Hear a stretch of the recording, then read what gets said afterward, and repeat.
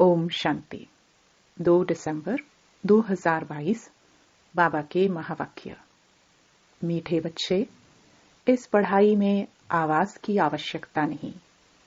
यहाँ तो बाप ने एक ही मंत्र दिया है कि बच्चे चुप रहकर मुझे याद करो। प्रश्न: जिन बच्चों को ईश्वरीय नशा रहता है उनकी निशानी क्या होगी? उत्तर: ईश्वरीय नशे में रहने वाले बच्चों की चलन बड़ी रॉयल होगी। दूसरा, मुख से बहुत कम बोलेंगे। तीसरा, उनके मुख से सदैव रतन ही निकलेंगे। वैसे भी रॉयल मनुष्य बहुत थोड़ा बोलते हैं। तुम तो ईश्वरीय संतान हो, तुम्हें रॉयल्टी में रहना है। ओम शांति। बेहद का बाप बैठ बेहद के बच्चों को समझाते हैं। ऐसे तो कोई होता नहीं जो कहे कि बेहद के बच्चों प्रति समझाते हैं। बच्चे समझते हैं कि हमारा बेहद का बाप वह है जिसको शिव बाबा कहते हैं। यूं तो बहुत मनुष्य हैं जिनका नाम शिव होता है, परंतु वह कोई बेहद का बाप नहीं। बेहद का बाप एक ही है जो परमधाम से आया है। उस निराकार को ही पुकारते हैं। उनको भगवान कहा जाता है। ब्रह्मा विष्णु शंकर देवता हैं। भगवान जो परमधाम में रहते हैं वह सब आत्माओं का बाप है। तुम कोई गुरु गोसाई आदि के आगे नहीं आए हो। तुम जानते हो कि हम बेहद बाप के आगे बैठे हैं। बेहद का बाप मधुबन में आया है। वो लोग कहते हैं श्री कृष्ण मधुबन में आया, परंतु नहीं, बेहद के बाप की ही मुरली मधुबन में बजती है। बाप समझाते हैं, मैं कल्प कल्प संगम युग पर आता हूँ, न कि युगे युगे। यह भूल कर दी है जो कहते हैं युगे युगे आता है। यह जो भी शास्त्र आदि हैं, यह सब भक्ति के हैं। ऐसे नहीं कि यह अनादि हैं। बाबा ने समझाया है, यह सागर और पानी की नदियां अनादि है ही। बाकी ऐसे नहीं कि भक्ति अनादि है। तुम जानते हो, सतयुग त्रेता में भक्ति होती नहीं। भक्ति शुरू होती है द्वापर में। बेहद का बाप जो ज्ञान का सागर है, वह इस ब्रह्मा द्वारा बैठ ज्ञान सुनाते हैं। सूक्ष्म वतन में तो नहीं सुनाएंगे। बाप यहाँ सम्मुख बैठ समझाते हैं। तब तो गाते हैं दूर देश के रहने वाले। तुम जानते हो हम आत्माएं ब्रदर्स हैं, दूर देश के रहने वाले हैं। वह गाने वाले तो कुछ भी समझते नहीं। तुम मुसाफिर हो, दूर देश से आए हो पाठ बजाने। तुम जानते हो यह कर्म क्षेत्र है। यहाँ हार और जीत का खेल है। यह भी बाप समझाते हैं। सब मनुष्य चाहते हैं शांति मिले। शांति कोई मुक्ति धाम के लिए नहीं कहते। यहाँ रहते शांति मांगते हैं, परंतु यहाँ तो मन की शांति मिल न सके। सन्यासी लोग शांति के लिए जंगल में चले जाते हैं। उन्हों को यह पता ही नहीं कि हम आत्माओं को शांति अपने निराकारी दुनिया में ही मिल सकती है। वह समझते हैं आत्मा ब्रह्म अथवा परमात्मा में लीन हो जाती है। यह भी नहीं समझते कि आत्मा का स्वधर्म है ही शांत। यह आत्मा बात करती है। आत्मा रहती है शांति धाम में। वहां ही उसको शांति मिलेगी। इस समय सबको शांति चाहिए। सुख को कोई सन्यासी मानते नहीं, निंदा करते हैं, क्योंकि शास्त्रों में दिखाया है कि सतयुग त्रेता में भी कंस जरासंधी थे। लक्ष्मी नारायण को भूल गए हैं। तमो प्रधान बुद्धि हो गए हैं। बाप कहते हैं मैं हूं निराकार। वो लोग कहते हैं परमात्मा नाम रूप से न्यारा है।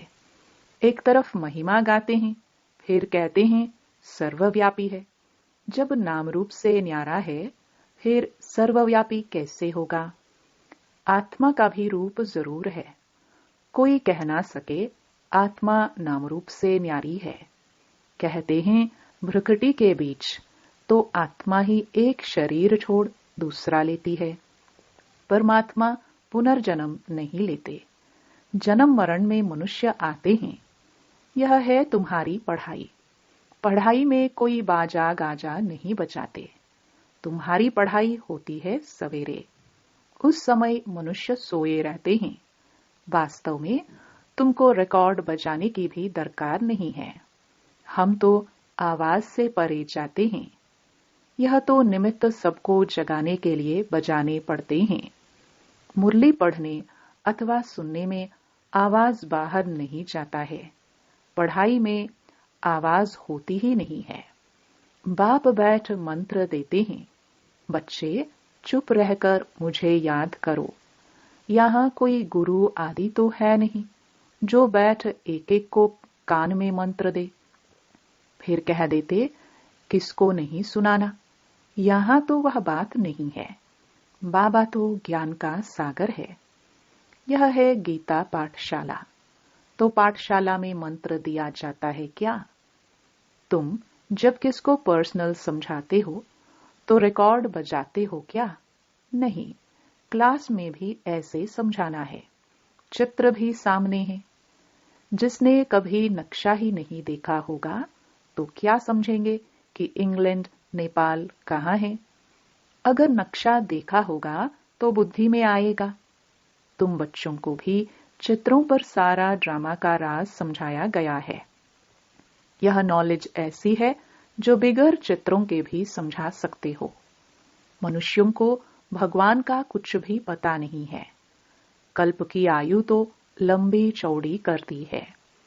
अब तुमको बाप ने समझाया है। तुमको फिर औरों को समझाना पड़े। 4 युगों का 4 हिस्सा करना पड़े।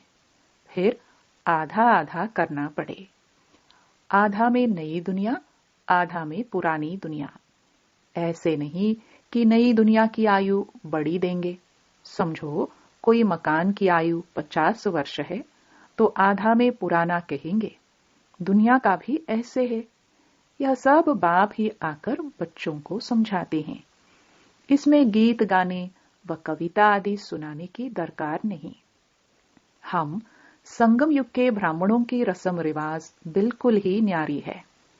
किसको पता नहीं है कि संगम युग किसको कहा जाता है, संगम पर क्या होता है? तुम जानते हो, दूर देश के रहने वाला बाप पतित दुनिया में आए हैं। ब्रह्मा विष्णु शंकर का दूर देश नहीं है। दूर देश है शिव बाबा का और आत्माओं का। हम सब निराकारी दुनिया में रहने वाले हैं। पहले है निराकारी दुनिया, फिर आकारी, फिर साकारी। निराकारी दुनिया से पहले देवी देवता धर्म की आत्माएं आती हैं। पहले सूर्यवंशी घराना यहां था, फिर चंद्रवंशी घराने की आत्माएं आएंगी। सूर्यवंशी हैं तो चंद्रवंशी नहीं हैं। चंद्रवंशी जब होते हैं तो कहेंगे सूर्यवंशी पास्ट हो गए। त्रेता में कहेंगे लक्ष्मी नारायण का पाठ पास्ट हो गया। बाकी ऐसे नहीं कहेंगे कि हम फिर वैश्य शूद्र बनेंगे। नहीं, यह नॉलेज तुमको अभी है। बाप तुमको चक्र का राज समझाते हैं। भल उन्होंने त्रिमूर्ति बनाया है, परंतु शिव को डाला नहीं है। शिव को जाने तो चक्र को भी जाने। शिव को न जानने के कारण चक्र को भी नहीं जानते। गाते हैं दूर देश का रहने वाला, परंतु जानते नहीं कि भगवान ही पतित पावन है। तुम जानते हो हमारा यह बहुत बड़ा यज्ञ है। उस यज्ञ में तिल जौ डालते हैं। यह है राजस्व अश्वमेध रुद्र ज्ञान यज्ञ। इस यज्ञ में सारी पुरानी दुनिया की सामग्री स्वाहा होनी है। जिसको राज्य पाना है वही योग में पूरा रहते हैं। सिल्वर एज में भी 2 कला कम कहा जाता है। पहले 1250 वर्ष सतयुग के हैं, फिर 625 वर्ष में 1 कला कम हो जाती है। उतरती कला है ना। त्रेता में और भी खाद पड़ जाती है। अब तुम बच्चों को समझाया जाता है, जितना बाप के साथ बुद्धि योग रखेंगे तो खाद निकल जाएगी, नहीं तो सजा खाकर फिर सिल्वर एज में आ जाएंगे। श्री कृष्ण को सब प्यार करते हैं, झूला झुलाते हैं। राम को इतना नहीं झुलाएंगे। आजकल तो रेस की है, परंतु यह कोई नहीं जानते कि लक्ष्मी नारायण ही छोटेपन में राधे कृष्ण है। राधे कृष्ण पर बहुत दोष लगाए हैं, लक्ष्मी नारायण पर कोई दोष नहीं। श्री कृष्ण तो छोटा बच्चा है।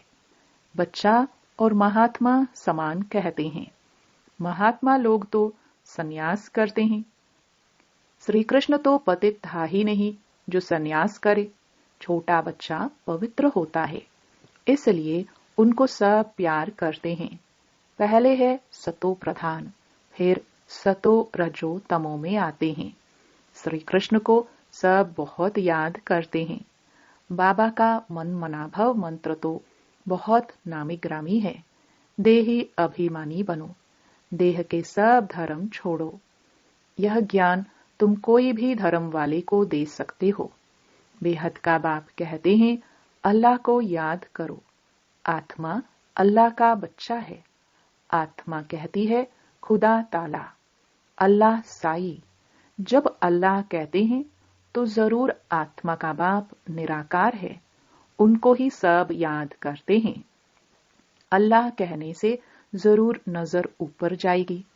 बुद्धि में आता है कि अल्लाह ऊपर में रहता है।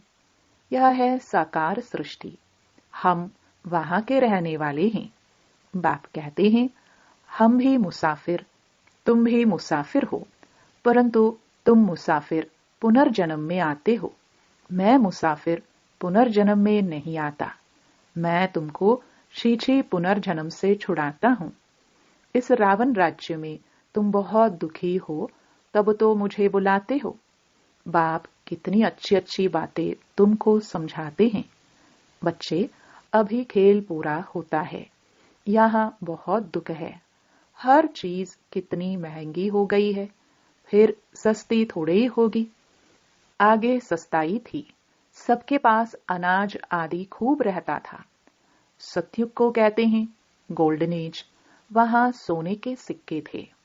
वहां सोना ही सोना होगा, चांदी भी नहीं। वहां बाजार भी भपके की होगी। हीरे जवाहर क्या क्या पहनते होंगे। वहां हीरे जवाहरों का ही खेल चलता है। खेती बाड़ी ढेर होगी। यहाँ अमेरिका में अनाज इतना होता है जो जला देते हैं। अभी तो जो बचत होती है वह बेच देते हैं, भारत को दान करते हैं। भारत की गति देखो क्या हो गई है। बाप कहते हैं, मैंने तुमको कितना राज्य भाग्य दिया था। तुम्हारा देवी देवता धर्म बहुत सुख देने वाला है। उनको ही कहा जाता है गोल्डन एज। मोहम्मद गजनवी कितने हीरे जौहरों के माल लूटकर ऊंट भरा कर ले गया। कितना माल उठाया होगा, कोई हिसाब थोड़ी कर सकेंगे। अब तुम फिर मालिक बन रहे हो। एक मुसाफिरी सारी दुनिया को हसीन बनाने वाला है। कब्रिस्तान को बदल बरिस्तान स्थापन करते हैं। यहाँ तुम बच्चे आए हो रिफ्रेश होने, मुसाफिर को याद करते हो। तुम भी मुसाफिर हो। यहाँ आकर 5 तत्वों का शरीर लिया है। सूक्ष्म वतन में 5 तत्व होते नहीं। 5 तत्व यहाँ होते हैं जहाँ तुम पाठ बजाते हो। हमारा असली देश वहाँ है। इस समय आत्मा पतित बन गई है, इसलिए बाप को पुकारते हैं कि आप आओ, आकर हमको पावन बनाओ। रावण ने हमको पतित बनाकर काला कर दिया है। जब से रावण आया है तो हम पतित बने हैं। अब समझते जरूर हैं। हम पावन थे तब तो याद करते हैं, हे पतित पावन आओ। कोई तो है जिसको बुलाते हैं। बच्चे बाप को बुलाते हैं, ओ गॉड फादर। उनका नाम ही है हेवनली गॉड फादर, तो जरूर हेवन ही रचेगा। बाबा ने समझाया है, पढ़ाई में बाजे गाजे की दरकार ही नहीं है। बाबा ने कह दिया है कि कोई अच्छे अच्छे रिकॉर्ड हैं जो बाबा ने बनवाए हैं, तो जब देखो उदासी आती है तो अपने को रिफ्रेश करने के लिए भल ऐसे ऐसे गीत बजाओ, परंतु जितना आवाज कम करेंगे तो अच्छा है। रॉयल मनुष्य कम आवाज करते हैं, मुख से थोड़ा बोलना है, जैसे रतन निकलते हैं। तुम ईश्वर के बच्चे हो तो कितनी रॉयल्टी, कितना तुम्हारे में नशा होना चाहिए। राजा के बच्चे को इतना नशा नहीं होगा जितना तुमको रहना चाहिए। अच्छा, मीठे मीठे सिखिलदे बच्चों प्रति मात पिता बाप दादा का याद प्यार और गुड मॉर्निंग। रूहानी बाप की रूहानी बच्चों को नमस्ते। धारणा के लिए मुख्य सार। पहला, अपने को सदा रिफ्रेश रखना है, मुख से रतन ही निकालने हैं। कभी उदासी आदि आए तो बाबा के बनवाए हुए गीत सुनने हैं। दूसरा, देही अभिमानी बनने की प्रैक्टिस करनी है। याद में रह खाद निकालने का पुरुषार्थ करना है। वरदान, एक की याद में मन को एकाग्र कर मन मनाभव रहने वाले एवर रेडी संपूर्ण भव। सदैव स्मृति में रखो कि हर समय एवर रेडी रहना है। किसी भी समय कोई भी परिस्थिति आ जाए, लेकिन हम एवर रेडी रहेंगे। कल भी विनाश हो जाए तो हम तैयार हैं। एवर रेडी अर्थात संपूर्ण। संपूर्ण बनने के लिए एक बाप, दूसरा ना कोई, यह तैयारी चाहिए। मन सदा एक की तरफ मन मनाभव है तो एवर रेडी बन जाएंगे। एवर रेडी होकर सेवा करो तो सेवा में भी सहयोग मिलेगा, सफलता भी मिलेगी। स्लोगन, बाप को 1000 गुना मदद के पात्र बनना है तो हिम्मत के कदम आगे बढ़ाओ।